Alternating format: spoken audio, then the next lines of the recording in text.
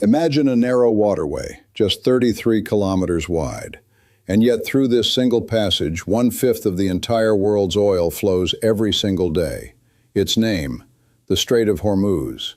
And today, in March 2026, that passage is effectively shut down. Hundreds of oil tankers are anchored, going nowhere. Crews are waiting. Cargo is sitting idle. Because a conflict has erupted in the Middle East, one that is shaking the entire global energy market to its very core. Oil prices in Europe are breaking through the ceiling. Ordinary people's petrol and gas bills are climbing. Factories are staring at a new cost crisis. Airlines are rerouting or canceling flights. Stock markets across the world dropped sharply in the first days of the conflict.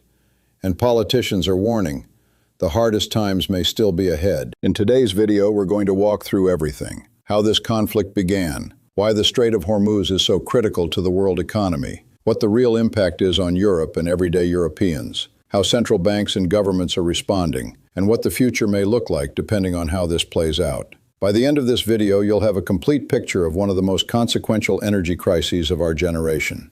The story starts in the final days of February 2026. For weeks, diplomatic negotiations over a new nuclear deal had been going nowhere. Back-channel talks stalled. Ultimatums were ignored. And then on the 28th of February, the United States and Israel made a decision that changed everything. The U.S. and Israel struck key military and civilian infrastructure targets in Iran after weeks of unsuccessful diplomatic negotiations. These strikes resulted in the deaths of Supreme Leader Ayatollah Ali Khamenei and multiple senior IRGC and intelligence officials, raising deep questions about the future leadership of the country. This was not a limited strike. This was not a warning shot. In contrast with the short-lived June 2025 war, the U.S. declared major combat operations, making this categorically different in duration and escalation risk. The world held its breath. And then the energy markets reacted instantly. Following the coordinated strikes on February 28, 2026, oil and natural gas prices rose sharply amid fears of supply disruptions. Brent crude rose above $84 per barrel, up from around $70, while natural gas prices in Europe and the UK spiked even more sharply. But that was just the opening shock, because Iran was not going to absorb these strikes quietly. Within days, retaliatory attacks began, not just against military targets, but against the very infrastructure that keeps the world's energy flowing. More than 200 oil and LNG vessels were soon anchoring outside the Strait of Hormuz, reflecting war risk insurance issues and precautionary operational pausing. The choke point of the world was effectively closed. To understand why this matters so deeply, you need to understand just how extraordinary the Strait of Hormuz really is. Most people have never heard of it. Fewer still could point to it on a map. And yet the global economy depends on it more than almost any other single geographic feature on the planet. At stake is about 20 million barrels per day of oil and petroleum products, roughly a fifth of global consumption, plus all liquefied natural gas exports from Qatar and the United Arab Emirates, equivalent to around 20% of global LNG trade. Think about that for a moment. One narrow passage between Iran and Oman, a stretch of water so strategically important that its disruption sends prices soaring from London to Tokyo within hours. The Strait of Hormuz remains a critical global choke point, where disruption threatens not just oil shipments, but also fertilizer access and high-tech supply chains. That last point, fertilizers, is one that has been largely overlooked in mainstream coverage. The Gulf is a major artery for urea, ammonia, sulfur, and other fertilizer inputs, and conflict-related disruption has already tightened supply. Prices for urea, the most widely used synthetic nitrogen fertilizer, have increased by about 30% over the past month, while soybean oil prices hit their highest level in more than 2 years. The timing is particularly brutal. Spring planting season in the Northern Hemisphere is beginning, meaning farmers across Canada, Brazil, India, and sub-Saharan Africa are now making purchasing decisions against a backdrop of price spikes and deep uncertainty. The effects on food prices could be felt for months to come. Back in the oil markets, the price surge that followed the initial strikes was only the beginning. As the conflict widened and Iran launched retaliatory attacks across the region, prices climbed even higher. Crude oil prices surged above $100 per barrel for the first time in nearly 4 years, before fluctuating again as governments considered releasing strategic oil reserves. The global energy market began grappling with a worst-case scenario, with a prolonged disruption in the Strait potentially pushing Brent oil prices above $100 per barrel, and European natural gas prices breaking €60 per megawatt hour, according to Bank of America. Analysts quickly began mapping out different scenarios depending on how long the conflict lasts. In a baseline scenario of a U.S.-Iran deal within 4 weeks, Brent could spike to $85 per barrel, but should end 2026 around $70. If the conflict is prolonged and disruptions in the Strait of Hormuz are significant, oil could reach $100 per barrel. In a tail risk scenario in which the Iranian regime targets energy infrastructure in the region and disrupts shipping in the Strait, Brent could rise above $130 per barrel. $130 per barrel. That is not a fringe prediction. That is the serious, sober analysis of some of the world's leading financial institutions. And it would represent a level of energy price pain not seen since the worst days of recent history. Now you might be asking, Europe doesn't buy oil directly from Iran, so why is Europe so exposed? Why are European gas bills surging? Why are European politicians in emergency meetings? The answer comes down to one simple truth. Oil and gas are global markets. When supply is disrupted anywhere, prices rise everywhere. There are no borders in commodity markets. Because the European Union imports most of its fossil fuels, such a shock effectively acts like a tax on households and firms, reducing purchasing power and increasing production costs, particularly for energy-intensive industries. On the ground, higher oil prices translate into more expensive petrol and diesel, higher transport costs, and bigger household energy bills, whilst rising gas prices push up electricity and heating costs for Europeans. The EU imports some oil from the Middle East, with data showing that in 2024, Saudi Arabia supplied around 7% of Europe's oil demand, and Iraq about 5.7%. But the real vulnerability, and this cannot be overstated, is not oil. It is gas. Europe's most pronounced vulnerability is LNG.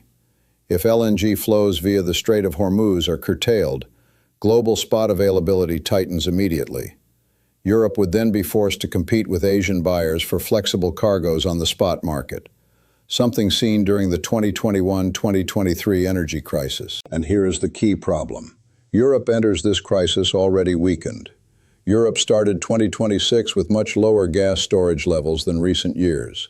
46 billion cubic meters at the end of February 2026, compared to 60 billion cubic meters in 2025 and 77 billion cubic meters in 2024. The cushion is thin. The buffer that would normally give Europe time to adapt and respond has been depleted. And now, with LNG flows threatened, the summer refill season, which is when Europe rebuilds its reserves ahead of winter, could be seriously compromised. Step away from the spreadsheets for a moment. Forget the barrel prices and the megawatt-hour benchmarks. What does all of this actually mean for real people living in Europe right now? It means filling up your car costs more. It means your heating bill goes up. It means the electricity bill you open next month is higher than the one before it.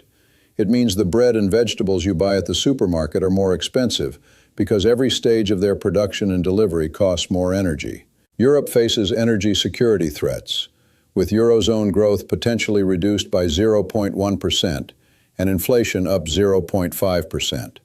That might sound like a small number, but on top of inflation pressures that were already present, on top of the economic slowdown that was already underway, even half a percentage point of additional inflation is a meaningful blow to millions of households already stretched thin. Rising oil and gas prices amid the Middle East conflict threaten to cause a severe economic shock to Europe. The region, which had hoped for an acceleration in growth after prolonged stagnation, now faces a painful turnaround. And most worryingly, there are practically no opportunities for European governments to mitigate the impact. The European Union has limited capacity to respond, including due to the record level of public debt in a number of countries. The tools that were used in previous crises are now either exhausted or unavailable. In other words, Europe used up much of its economic firepower during COVID and the Russia-Ukraine energy shock of 2022. The ammunition is largely gone. What's left are hard choices. The ripple effects go far beyond household energy bills. The financial system is also under strain in ways that will affect everyone. The European Central Bank is caught in what ING economists called a genuine dilemma, as an oil shock could push already sticky inflation higher, while its growth outlook weakens under the strain of higher U.S. tariffs. This is the classic stagflationary trap. Growth is slowing, but inflation is rising. Lower interest rates would help growth, but they risk making inflation worse. Higher rates would fight inflation, but they would crush an already fragile economy. There is no clean answer. In a risk scenario, U.S. and European growth would be lower, U.S. interest rates would be kept on hold, and inflation in Europe would head above target. Meanwhile, shipping, the invisible infrastructure that keeps world trade moving, has been badly disrupted. Ports in Bahrain, Kuwait, Qatar, Saudi Arabia, and the United Arab Emirates have recorded significant falls in tanker movements, especially for oil and LNG. Freight and insurance costs for vessels have surged accordingly, reflecting the additional risk premium stemming from port congestion and delivery delays. Even where cargo is still moving, the war is imposing a global surcharge through shipping and insurance costs, affecting everything from semiconductor factories in Taiwan to farms in Brazil and steel mills in South Korea. This is not just Europe's problem. This is a global economic event.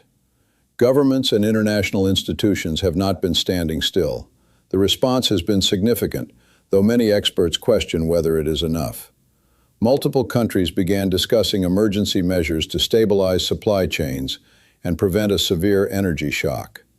Energy prices surged earlier before easing slightly after governments signaled they might release strategic reserves to stabilize markets.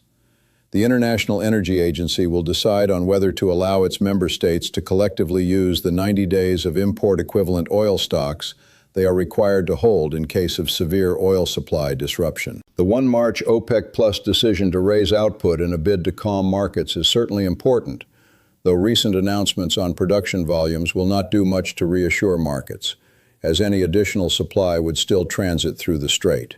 That last point is crucial. Even if OPEC Plus pumps more oil, it still has to get through Hormuz. More supply means nothing if the delivery route is blocked. Attempts to reroute flows through alternative paths have covered only a fraction of the lost shipments. There is no quick fix. There is no alternative pipeline that can simply absorb this volume overnight. Step back and look at the larger picture, and a profound truth emerges. This crisis is not new. Europe has been here before. In 1973, in 2008, in 2021, in 2022. Every few years, a geopolitical event reminds the continent of its fundamental vulnerability. It imports most of its energy, and those supply chains pass through volatile regions. Europe's exposure to geopolitical shocks remains rooted in its continued reliance on imported fossil fuels, traded on volatile global markets, even if it has shifted dependency from Russia to other suppliers. Rather than slowing down the low-carbon transition, the new tensions show that the deployment of clean, domestically produced energy sources should be accelerated. Only by reducing structural dependence on oil and LNG imports can Europe durably shield its economy from recurrent external shocks. Solar panels on rooftops cannot be blockaded. Wind turbines do not transit the Strait of Hormuz. Domestic clean energy is immune to the kind of geopolitical shock that is currently hammering European consumers. The argument for accelerating the energy transition has never been stronger, and it is now being made not just by climate advocates, but by defense analysts, economists, and security experts. The Iran conflict has also bolstered the case for renewable energy, as solar and wind power can reduce vulnerability to external supply and offer greater autonomy from global energy markets. With fluctuating oil prices, renewable energy has become significantly more cost competitive. So where does this all end? The honest answer is that no one knows. The conflict is still active. The diplomatic outcome is uncertain. The path of oil prices depends on decisions being made in Washington, Tehran, and Brussels in real time. Iran, unable to match the U.S. and Israel militarily, is internationalizing the costs of war by targeting energy, shipping, commercial and civilian infrastructure across the Gulf. The logic is simple. Raise the price of escalation until pressure for de-escalation builds. Historically, every major oil shock has generated a policy response proportional to the pain it inflicts. The question now is how much pain the world, and Europe in particular, is willing to absorb before that response arrives. What begins as a battlefield shock, as one analyst put it, hardens into a geo-economic one. The bombs may eventually stop falling, but the economic aftershocks, in the form of higher prices, tighter budgets, and slower growth, will linger long after the guns go quiet. So let's bring it all together. A narrow waterway called the Strait of Hormuz is effectively dictating the fate of the world's energy markets. Oil prices have breached $100 per barrel.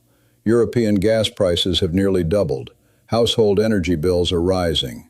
Inflation is being pushed higher just as Europe hoped to see it fall. Interest rate cuts that millions of homeowners were counting on are now on hold. Shipping costs are surging. Fertilizer prices are climbing. Food prices will follow. Europe entered this crisis with thin gas reserves and governments carrying record levels of debt. The tools used in previous crises are largely gone.